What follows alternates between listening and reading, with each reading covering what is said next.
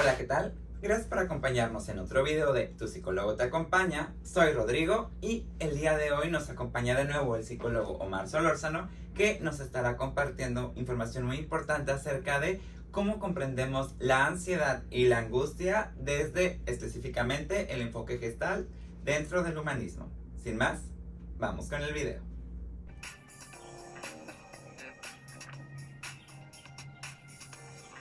Y bueno, antes de comenzar, recuerden, si esta serie de videos que estamos haciendo para el canal les está gustando, no olviden suscribirse, comentar, darle like y compartir, ya que esto favorece a que continuemos creando más contenido y es totalmente gratis. Y en ello, bueno, comenzando, platícanos, Omar, ¿qué nos dirías acerca de qué implica la ansiedad y la angustia dentro de la Gestalt? Claro. En este caso, primero hay que aprender a diferenciar entre la ansiedad y la angustia. ¿Sí? Desde muchas corrientes la ansiedad se vuelve como lo peor que te puede pasar, ¿no? El hecho de soy ansioso es lo peor. O sea, pasa mucho, por ejemplo, en corrientes como cognitivo-conductual o incluso como el psicoanálisis, que hablan de la ansiedad como una patología. Y entonces, de repente soy ansioso, medícate inmediatamente, ¿no? Para empezar, desde la Gestalt, la ansiedad se toma como una especie de fuerza vital. Todos somos ansiosos por naturaleza, es algo que sucede. El niño es ansioso desde que siente este alejamiento con la madre o con las figuras de cuidado y empieza el llanto, ¿no? Ahí está ansioso. Cuando se prolonga, por ejemplo, este abandono, el niño entra en angustia y entonces llora más fuerte y es un llanto mucho más profundo. Ahí empezamos a diferenciar qué es ansiedad y qué es angustia. Un examen al día siguiente te puede poner muy ansioso y dices tú, es que está pasando esto y tal vez me falta estudiar aquello, y es algo natural.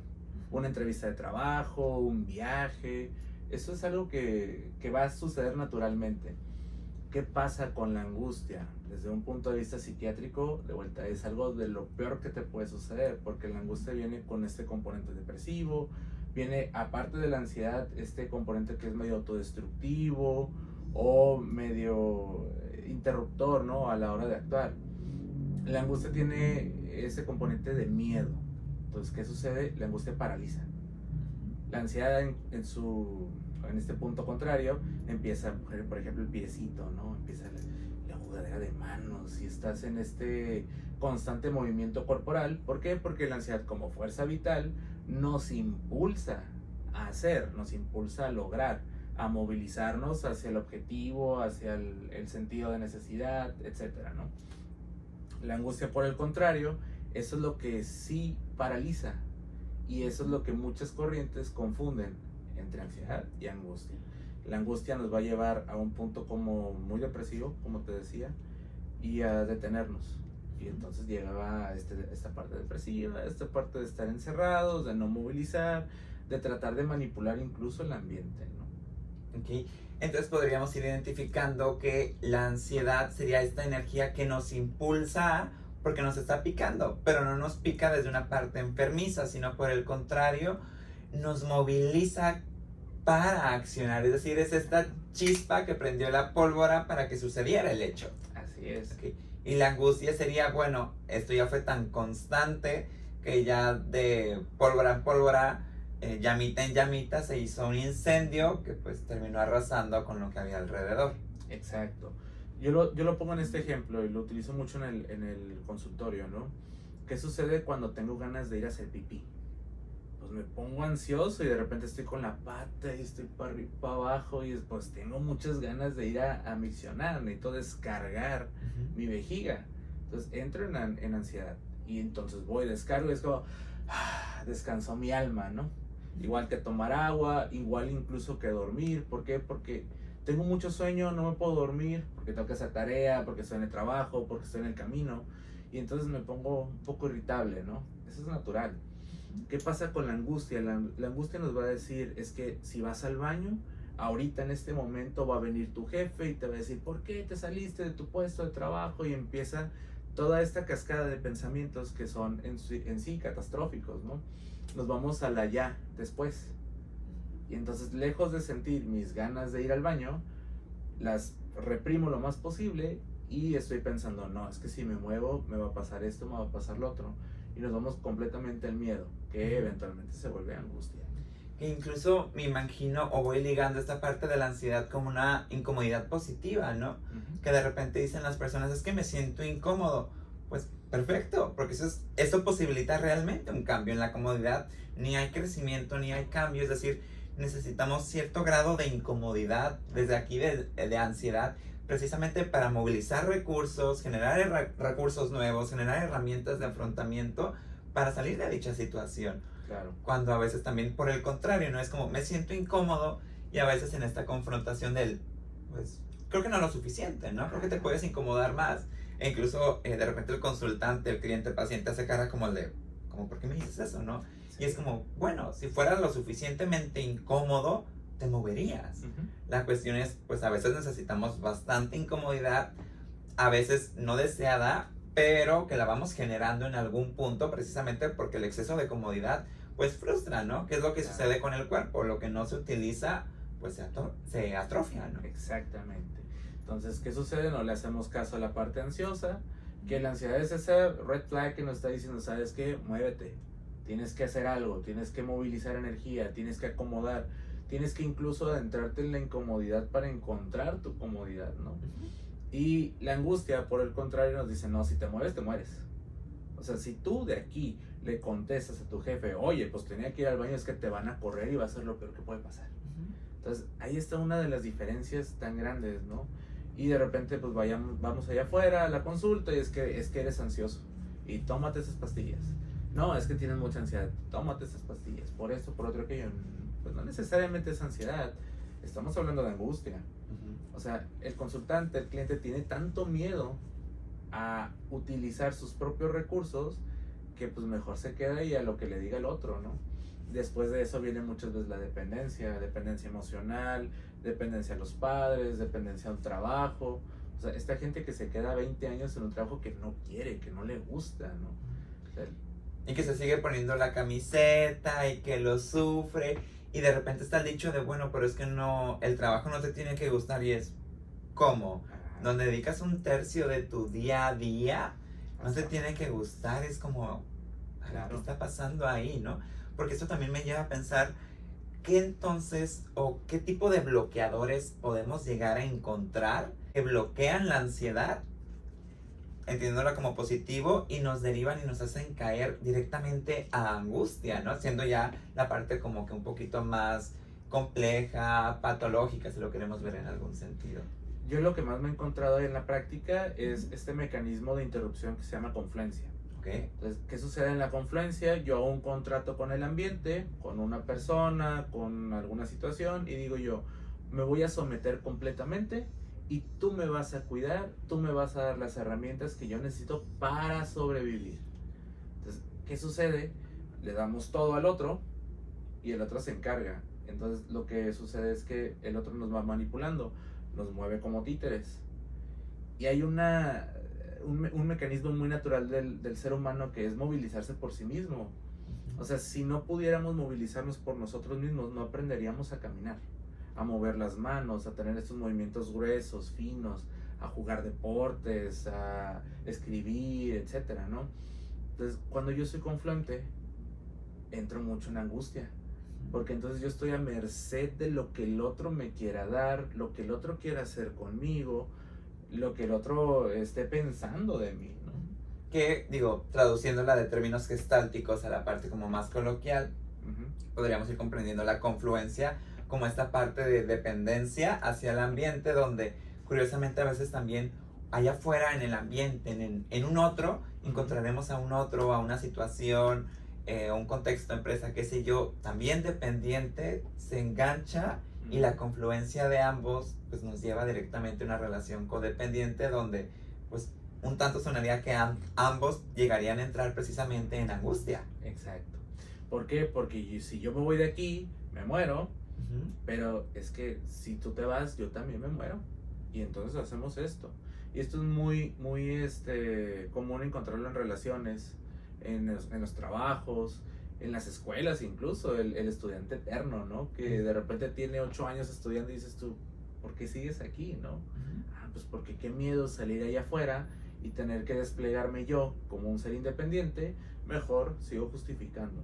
Y hacen esto. Y, por ejemplo, en este caso, el movimiento que yo hago es completamente inútil. O sea, lo que estoy haciendo es hacer este enganche y estoy aplicando fuerza, pero si te das cuenta, pues la fuerza no hace nada, ¿no? O sea, está atorada ahí, ¿no? ¿Qué sucede cuando me desengancho? Entonces puedo moverme y hago esto. Que me imagino incluso el ejemplo de qué pasa con el cabello, ¿no? Es decir, si alguien te jala el cabello puede llegar a ser filoso, entonces esa persona se va a lastimar los dedos. Ajá. Pero también va a haber cabellos que te jalen tu piel, entonces en este estire y afloje de cada quien desde su lado, uno se corta y al otro se arranca. Exacto. Pero ambos se llevan una parte de sí mismos en este juego, ¿no? Sí, en sí la angustia es lo que hace, lastimar, autolesionar el organismo, ¿no? O sea, la ansiedad lo que hace es movilizarnos, nos genera incomodidad, como bien decías, pero la angustia nos detiene tanto que empieza esta autolesión. En algunos casos, los más patológicos, empiezan las autolesiones literales, ¿no? Cortarse, lastimarse, quemarse, arrancarse el cabello. O sea, viene como ya un poquito más crónico en ese asunto, ¿no?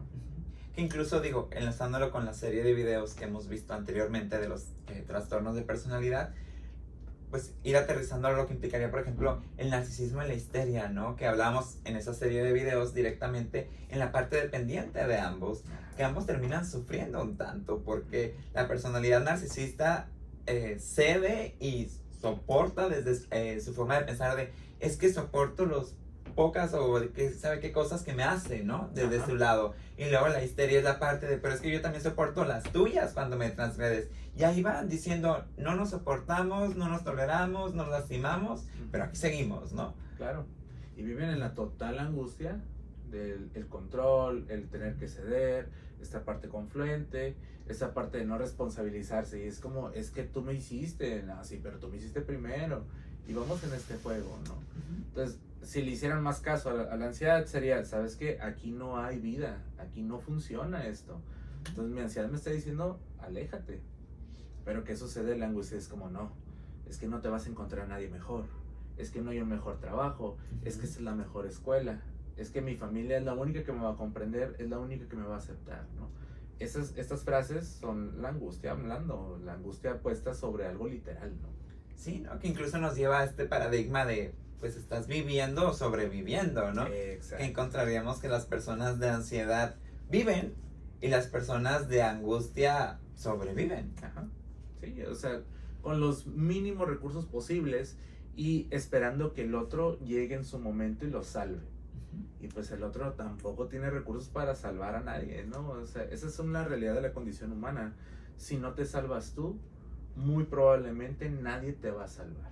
Que es como este chiste de repente de, hay una persona que te puede ayudar y dice el consultante de que no sé yo, eres tú, oh rayos. Ándale. Y es como el de, pues claro, porque ni siquiera en nuestra labor como psicoterapeutas salvamos a las personas, Exacto. no ayudamos a las personas, acompañamos a que generen herramientas, pero aquí los sitúo mucho, por ejemplo, en medicina.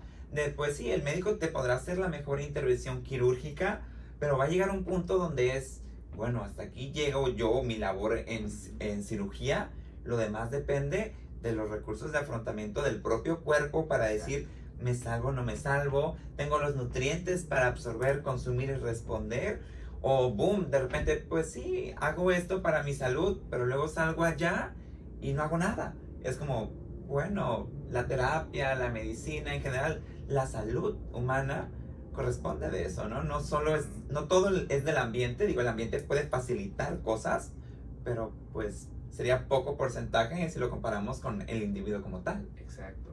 Aquí es donde entra una crítica que yo le hago a muchas corrientes y a muchos colegas incluso, obviamente no voy a decir nombres, ¿verdad? Pero, ¿qué sucede? Voy a generar que esta angustia se despliegue en maneras sanas. Entonces, ¿qué pasa? El paciente se queda conmigo y me sigue pagando, sigue asistiendo, yo sigo teniendo una cartera y pacientes que duran 5 o 6 años en un proceso terapéutico que es innecesario. ¿Por qué? Porque nunca se apeló a la ansiedad sana, movilizante, que despliega crecimiento, y al contrario, te quedas aquí y es que yo soy tu salvador. yo soy el que te interpreta adecuadamente, yo soy el que te da las tareas para que tú funciones. Entonces la persona sigue angustiada en menor medida porque alguien sigue controlando, ¿no? O sigue manipulando esta existencia del cliente, ¿no? Que curiosamente hay veces que la manipulación, por ejemplo en este caso, puede venir desde el terapeuta, el psicoterapeuta, cosa completamente errónea y antiética, pero curiosamente a veces también podemos ir encontrando allá afuera personas que eso desean, ¿no? Ajá. Que es, no, es que yo no quiero que me enseñes a pescar, yo quiero que me digas dónde está el pescado para ir por él. Y es como, ok, comprendo que será funcional en algún punto, pero a la larga no es funcional, por el contrario, es más disfuncional porque atrofia. Exacto. Entonces, de repente, ¿cuántas veces no ha pasado? Digo, no sé si te ha pasado, por ejemplo, en consultas que me dicen, es que Rodrigo, yo no quiero que me enseñes a pensar, yo no quiero esto, quiero que me digas qué hacer. Y es como el de, pues que no te puedo decir qué hacer, yo sabré qué hacer allá en mi vida y con mis propios problemas, porque es el pago que yo decido hacer, pero ¿cómo voy a decidir el pago que tú hagas si no es mi cuerpo o mi vida, ni yo lo voy a sentir, gozar o sufrir, ¿no? Imagínate la cantidad de poder que te está otorgando una persona sobre sí. Y es tentador, sobre todo para esos terapeutas que son más narcisos, Bendito que ego. son más manipuladores, que se juegan o se viven en este juego del poder. Pues es bien tentador, es como, sí, claro, yo te digo, por supuesto, yo soy el que tiene las respuestas de tu vida. En mi caso, cuando me los he encontrado, que sí me lo he encontrado bastantes, yo canalizo. Porque digo, no, tú aquí me estás otorgando un poder que tendrías que tener tú sobre ti. Exacto. Y es ahí donde confrontamos, por ejemplo, estas enfoques o corrientes más intrapsíquicos, ¿no? Contrario a, también comparto la crítica, estas corrientes más conductuales, Sí. que es, yo te voy a enseñar una receta concreta, sí, pero no le enseñaste el proceso creativo para inventar su propia receta. Es decir, sí, tu receta va a funcionar en este momento, en esta situación, en este momento histórico, ¿no? Pero el día de mañana ya no va a ser la misma situación, no va a ser la misma persona, no va a ser el mismo contexto y la receta se estropea. Sí. Y es ahí donde entonces se engacha la codependencia de ambos en este proceso y es, pues mira, tú necesitas a alguien que te resuelva, yo necesito dinero y boom. Error, porque pues proceso terapéutico, realmente psicoterapéutico, pues no va viendo. Básicamente se aterriza o se malbarata como si fuera un estilo coach. Exacto. Entonces, por eso es la importancia de saber diferenciar, bueno, dónde estoy siendo ansioso, dónde estoy angustiado, y entonces voy a buscar que alguien alivie mi angustia. Bueno, no va a haber nadie que le alivie.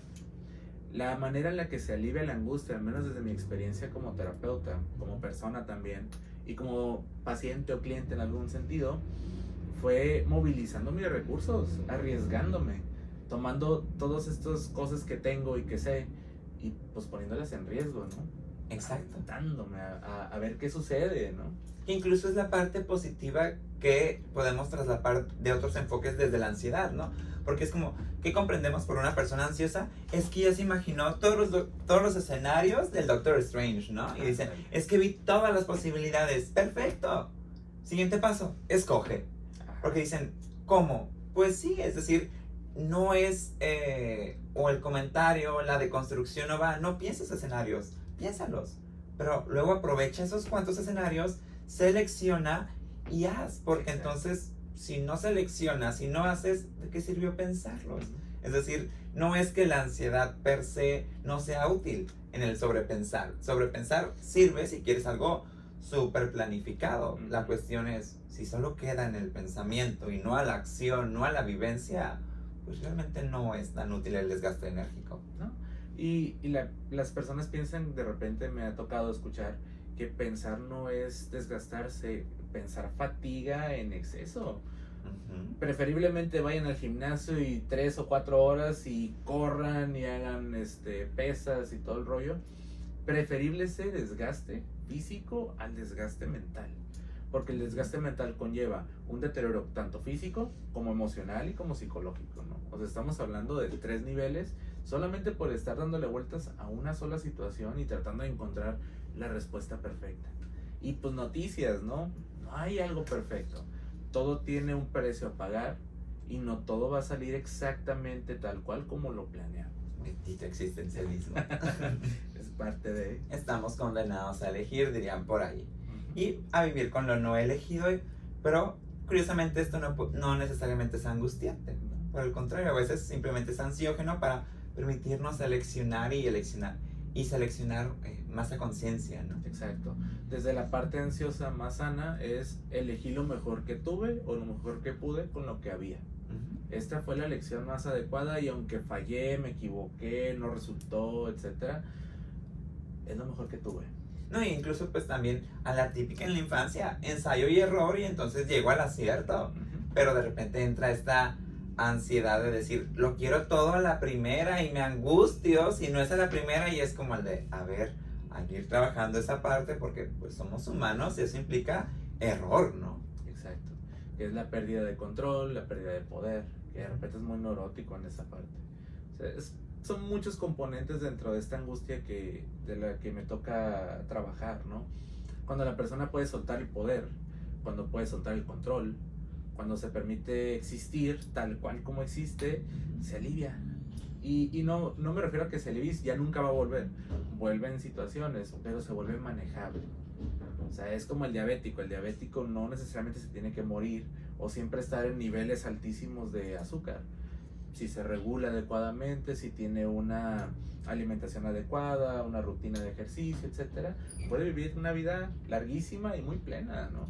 Pero otra vez, tiene que desplegar recursos para no morirse o no quedarse en un coma diabético, ¿no? Que aquí es donde de nuevo encontramos otro chiste de tiene tal enfermedad, me voy a morir. No, si cumple la dieta, hace ejercicio, que no sé qué, me voy a morir. Y es como el de, Ajá. Uy, así que chiste, ¿no? claro, es como el de, o sea, ¿cómo? ¿Cuántas veces no queremos la recompensa inmediata sin saber que el medio para ello, pues es el esfuerzo previo? Entonces, Exacto. no todo lo inmediato realmente es inmediato. Tal cual. Quiero bajar de peso comiendo pan. No, pues bueno.